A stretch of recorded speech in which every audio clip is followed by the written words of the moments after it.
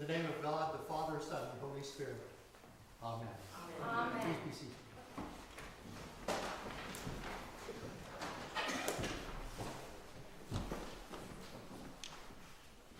It was a hard time in Israel about the time that Jesus was born. Herod was the king, a terrible tyrant who killed many people, not only these holy innocents in our story, but he killed three of his children, he killed his wife, his mother-in-law, he killed all of the Sanhedrin, he killed everybody that was in prison just before he died, so that there would be no tears, but only joy when he was dead. He was that kind of person that was so bad that he lived through his life until 4 BC. He died in 4 BC in the spring. And his son then became the king in his place, but not called the king. He was the king of Israel. And he had all of the land all the way up into north of Galilee and down through Jerusalem and all of that. But when he died, it was divided into 3 parts. And his sons got the different parts. And the one who took over in his place in Jerusalem was so bad that in 2 or 3 years, he was deposed by the emperor. And it was a terrible time. There was anxiety all around. The people were frightened and afraid to say anything or to go anywhere, because not only the Roman soldiers were there, but Herod and his soldiers were there. Herod was not a Jew. And so he was only a Jew as an in-law. He had married a Jewish woman, or somewhere along the line, one of his wives. But he was king of the Jews by Roman decree. And when he died, Archelaus, who was his son that took over, was even worse. So the people were anxious and afraid. And Herod was tricked by the wise men. He said to them, go and find the child and come and tell me, so that I can go and praise him too and pay homage to him. But the wise men were warned in a dream, don't do it, go home by another way. And when Herod found out that he had been tricked by the wise men, he became furious, and he decided to kill all of the children, all the boys under 2 years old in Bethlehem and in the surrounding country. Now, it wasn't such a big massacre, probably, maybe only 20 children or so, in terms of the number of people that were there and so on. Some of the scholars have determined that it wasn't that many people. But 20 people is still a massacre. 20 children died. And Matthew is telling this story. It's not in any of the other Gospels. It's very different from the Gospel of Luke. And as you can see, we've been talking about Luke earlier. Luke has the shepherd, they go to Bethlehem from Nazareth to be counted in the census. And when they get there, there's no room in the inn, you know the story. And then they stayed in the manger. The baby was in a cradle, was a manger out in the barn. And the shepherds got the word. The angels sang when Jesus was born. The shepherds came to see the great news. And everybody went away praising and singing great things. In Matthew's story, they were living in Bethlehem. They had their house in Bethlehem. There were no angels coming.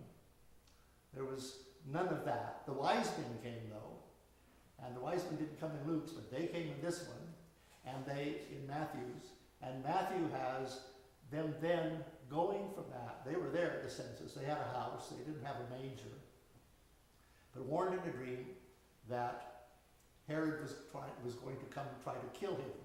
He was considered to be king of the Jews. The wise men came and said, we've seen his star. Where is the king of the Jews to be born? And Herod called his counselors together, and they said, in Bethlehem, the city of David. And so Herod says, when you find him, come and tell me, and I'll go and pay homage. And what happens, of course, is the wise men get a dream. Don't do that. Go home another way. And Joseph gets a dream. Get out of here by night and go to Egypt. Now, it's quite a ways from Bethlehem to Egypt. It must be several days' journey that you're walking. You maybe have a donkey or something to take you there. But Egypt was a city of refuge, a country of refuge. It was under Roman control, and the Romans were much more lax about that. The Jews could go there, and there were large settlements probably of Jews in Egypt throughout many centuries. Earlier on, refuge was taken in Egypt. Matthew is trying to show prophecy that all these things happened because they were in the Old Testament. He's writing to a Jewish people, saying, this is your Messiah, and these are the prophecies that fit this. Of course, none of these prophecies are about Jesus. These prophecies that he quotes, these texts are about something very different, each of them. And the last one, he comes out of Egypt, he goes to Nazareth to get away from Herod's son, and he goes there and makes his home there to fulfill the prophecy of the Old Testament prophets that he will be called a Nazorian. Well, there is no reference to that in the Old Testament anywhere. So it's an interesting kind of dilemma. What is Matthew trying to do? He's using prophecies like he's trying to make Jesus look like Moses. Moses is in Egypt. Moses went there as a baby in the bulrushes. Remember when all of the Israel children back in Genesis were being destroyed by Pharaoh. Found by one of Pharaoh's daughters, brought home as a baby and brought up in the court. Pharaoh becomes a high official in the court. But then when the new Pharaoh comes that knew not Joseph, that's Joseph's story, or does it? Later on, Moses had to get out of Egypt and bring his people out, flee from the Pharaoh who wants to kill you all. And so then you have the Exodus out through the 40 years in the wilderness and so on. So Jesus is now coming out of Egypt as Moses did, bringing his people, his mother and father, out with him and to get away back home, but now up in Nazareth, way up in the north country. Jesus is brought up then in Nazareth. And in Matthew's story. And Nazareth was a small, not so small town, but overlooking a main corridor, north-south corridor of where camels would come bringing things in from the Orient. Soldiers would go back and forth. All kinds of traders. And he could see the world. He could see from the mountain right above Nazareth the ocean off in the distance. And then this trail of people coming back and forth. Jesus could see the world as a larger place than just a small village. A larger place than just Israel. But that's getting ahead of us. Jesus is now still just a baby and only a couple of years old when they come back after Herod dies. And they come back through night. Lots of dreams, as you notice. There's 5 dreams in this story. Joseph gets a dream. The wise men get a dream. Joseph gets another dream.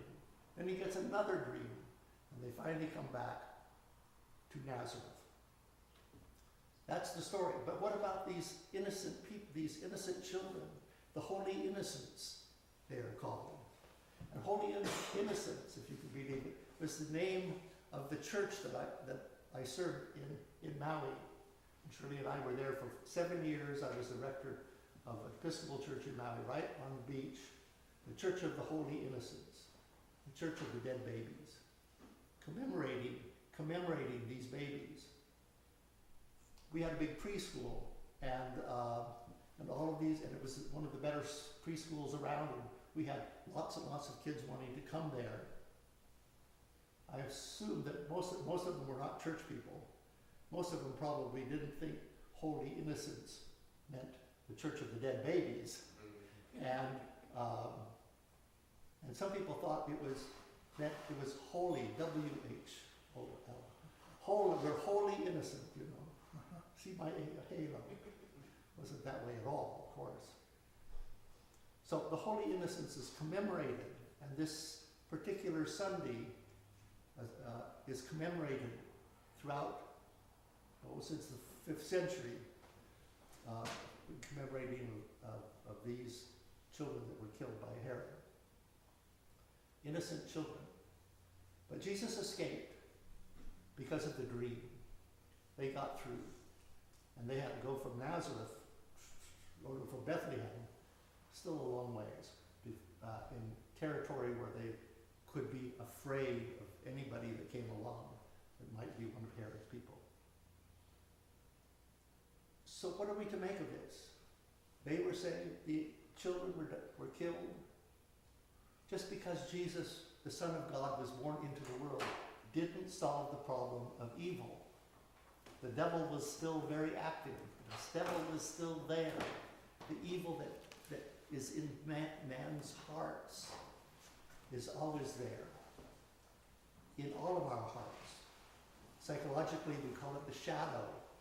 The part of you that you repress, you don't know about until you find yourself getting angry at somebody, projecting what's in you out onto someone else, seeing them as evil. I can remember we would often say, that one of the presidents in the past lies, cheats, tells, does all these bad things. But of course we don't. We don't lie. We don't cheat. We don't do anything bad. That's the shadow. I have a little shadow that goes in and out with me, and what can be the use of him is more than I can see. A poem about the shadow, and it was speaking of the shadow that, from the light that follows you around, not the shadow in your heart. The shadow in the heart, the evil in the world, comes from separation from other people, comes from greed, comes from pride, comes from arrogance. The more that I have and the less you have, the better I am and the worse you are. The Jewish people thought that way too quite a bit. That if you were wealthy, if you were healthy, God was favoring you. You did the right thing. And if you were sick or if you were poor, then there was something wrong. Something wrong. You had done something wrong. You weren't even worthy to be considered, to come into the temple, to come into the synagogue. That kind of tension, we still have that today, don't we? We still have that us and them. It's always us and them. And even if it's our own people. Who did you vote for? Well, I didn't vote for them. That kind of thing. Or the enemy. It's interesting that the enemy used to, for a long time, be Russia, the communists. They were our enemy. Well, now it's the Chinese. It depends on who you read and what you hear. Our new president is cozying up with Russia. They're our friends now. Well, they haven't changed. They haven't changed. Who is our enemy? Our enemy is the one we don't like, the one that we project our shadow onto, whoever it may be, wherever they may be. And our salvation is to come back to this baby that was born in the manger or in the house, this baby that is now in Nazareth or in Bethlehem, this baby who went through the same problems and tensions that everybody else around there had, who suffered and died a terrible death, but rose again and is with us now, within each of us, within each of our neighbors, within each person, that light of Christ. Let your light shine, your light, your love. Don't get caught up in hate. Don't get caught up in anxiety.